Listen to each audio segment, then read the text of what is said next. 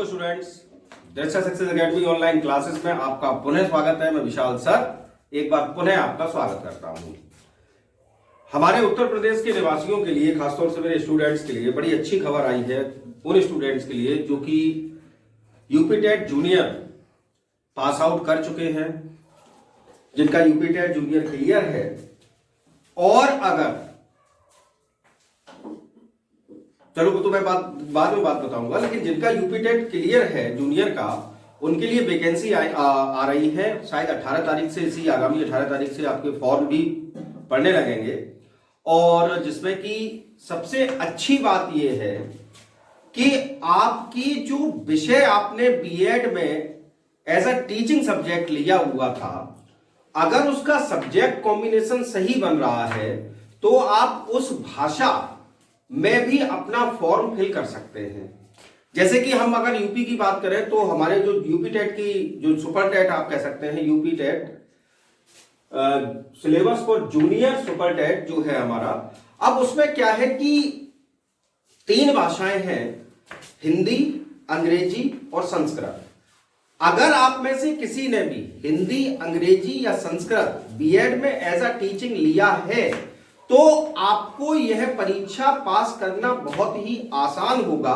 हालांकि वैकेंसी बहुत ज्यादा नहीं है तो मेरिट भी बहुत ज्यादा जाएगी।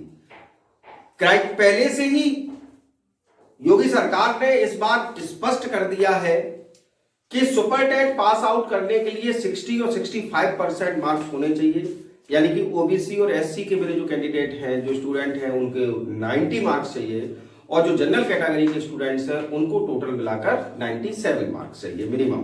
लेकिन यहां से इतने से काम नहीं होना है, क्योंकि इसमें बीटीसी स्टूडेंट्स भी जो कि जूनियर टेट क्वालिफाई है वो भी डालेंगे। हमारे बीएड वाले भाई जो कि जूनियर टेट क्वालिफाई है वो भी फॉर्म डालेंगे। और वैकेंसी ज्यादा नहीं है, बहुत ज्यादा नहीं है, लेकिन आप लोग फोकस अपना एक पद पर रखिए और उसी के लिए भरकस प्रयास करिए। तो मैं आज आपके लिए इस वीडियो के माध्यम से syllabus for junior super TET लेकर आया हूं, इंग्लिश विषय का। ठीक, अब जब हम पेपर पैटर्न की बात करते हैं तो ये जो पेपर आएगा आपका, इसमें 50 नंबर का आपका रीजनिंग और जीएस का पेपर होगा।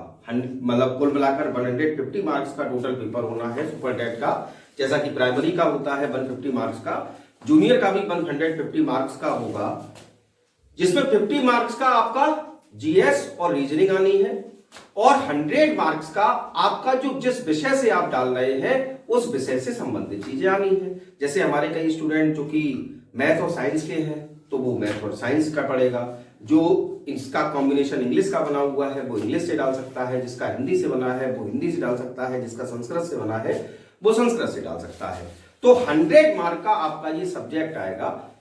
मैं अपने इस चैनल के माध्यम से आपको यहां थोड़ा सा आज ये बता रहा हूं कि अगर जब हम अंग्रेजी विषय की बात करते हैं तो आपको जब सुपर टेट जूनियर के लिए तैयारी करनी है तो आपको क्या क्या पढ़ना पड़ेगा और किस स्तर तक पढ़ना पड़ेगा। मैं सिर्फ अभी आपको सिलेबस समझा रहा हूं, सिलेबस को डिटेल में डिस्क्राइब मैं और किसी दिन अगली वीडियो में आपको दूंगा। तो सबसे पहली बात अगर हम करें तो इसको 4 पार्ट्स में डिवाइड किया गया है।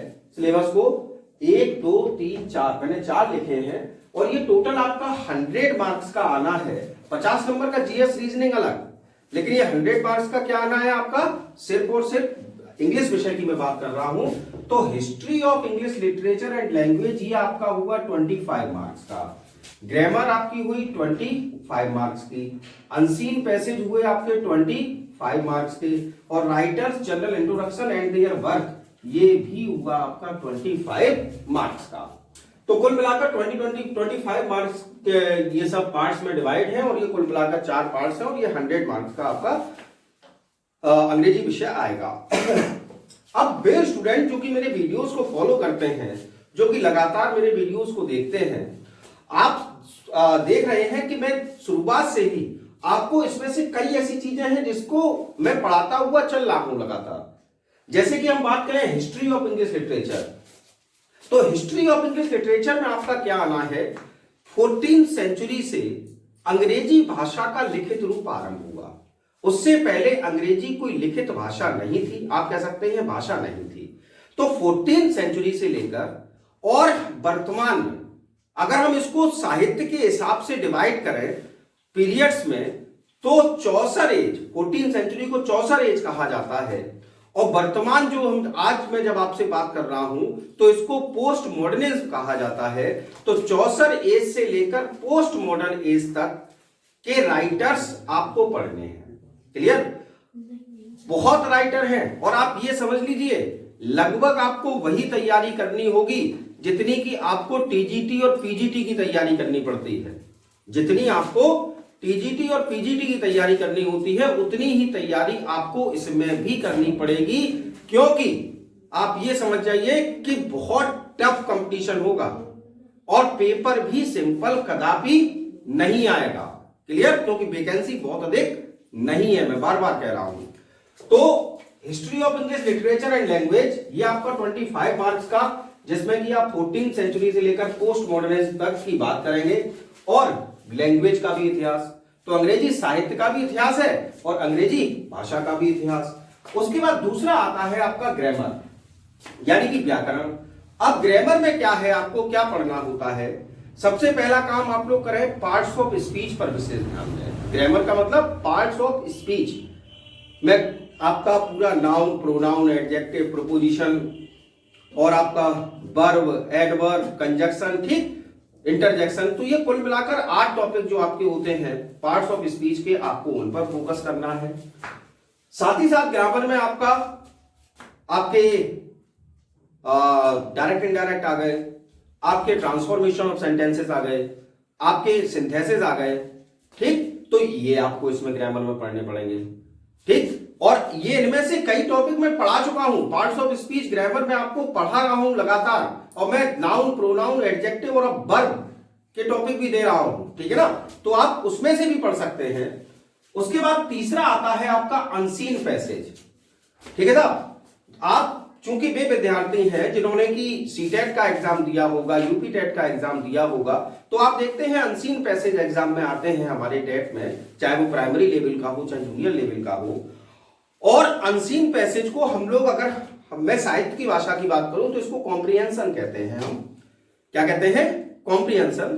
तो ये भी आपका 25 मार्क्स का आएगा। इसमें ये हो सकता है कॉम्प्रिहेंशन वाले पार्ट में कि मोर देन 1 आपके स्टैंजास आए, पैराग्राफ्स आए, प्रोज का भी और पोइट्री का भी, ध्यान रखिएगा। कॉम्प्रिहेंशन आएंगे, अनसीन पैसेज आएंगे तो प्रोज से भी आएंगे और पोइट्री से भी आएंगे।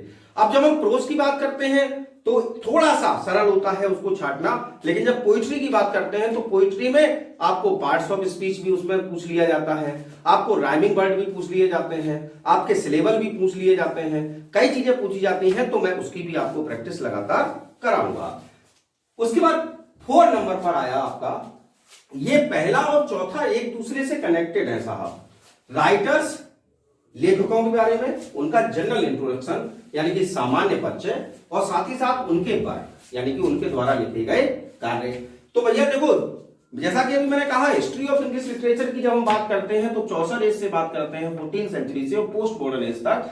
तो इसमें जो भी महत्वपूर्ण लेखक हुए, इन एजेस में जो भी महत्वपूर्ण लेखक हुए, जो कि आप कह सकते हैं कि सब जगह जहां अंग्रेजी साहित्य पढ़ा जाता है, जहां वो फेमस है, तो ये सभी राइटर्स आपके आने हैं और उनके बारे में पूछा जाएगा। जैसे मैंने बात कर लूं शेक्सपियर की, तो शेक्सपियर किस एज के राइटर हैं, ठीक है ना, शेक्सपियर ने कितनी सोनेट्स लिखी हैं, शेक्सपियर ने कितने ड्रामास लिखे हैं, शेक्सपियर ने उन ड्रामास में कितनी ट्रेजेडीज हैं, कितनी कॉमेडीज हैं, ठीक है ना। तो ये जनरल इंट्रोडक्शन आपका आएगा। मैं ये नहीं कह सकता, मैं कह रहा हूं आपसे कि उसमें पता लगा ड्रामा के अंदर से बहुत गहराई में पूछ लिया जाएगा, इतना तो संभव नहीं है, क्योंकि उन्होंने स्वयं लिखा है जनरल इंट्रोडक्शन, उनका सामान्य परिचय और उनके द्वारा लिखा गया वर्क, देयर वर्क, ठीक है ना, उनके काम के बारे में पूछा जाएगा। ये हो सकता है कि पूछ लिया जाए who wrote the play Hamlet, Hamlet play किसने लिखा, अब आंसर आपको देना पड़ेगा कि साहब शेक्सपियर ने लिखा। या who wrote paradise lost, who compose paradise lost, तो आपको आंसर देना पड़ेगा कि जॉन मिल्टन साहब। तो इस प्रकार से आपको ये पढ़ना है। तो आज के इस वीडियो में मैं आपको बस इतना ही बताने आया था कि कुल मिलाकर आपको ये सिलेबस है जूनियर सुपर टेट का, अंग्रेजी विषय का, और वे स्टूडेंट जो कि मैनपुरी के आसपास रहते हैं और यदि आपको अंग्रेजी विषय की तैयारी करनी है तो आप डायरेक्ट मुझसे संपर्क कर सकते हैं। एक नया बैच मैं आपको नेक्स्ट वीक से स्टार्ट करूंगा जूनियर सुपर टेक के लिए, ठीक है ना। और मुझसे संपर्क करने के लिए मेरा मोबाइल नंबर 94 10 20 18 11 यानी कि 9410201811। Thanks for watching again.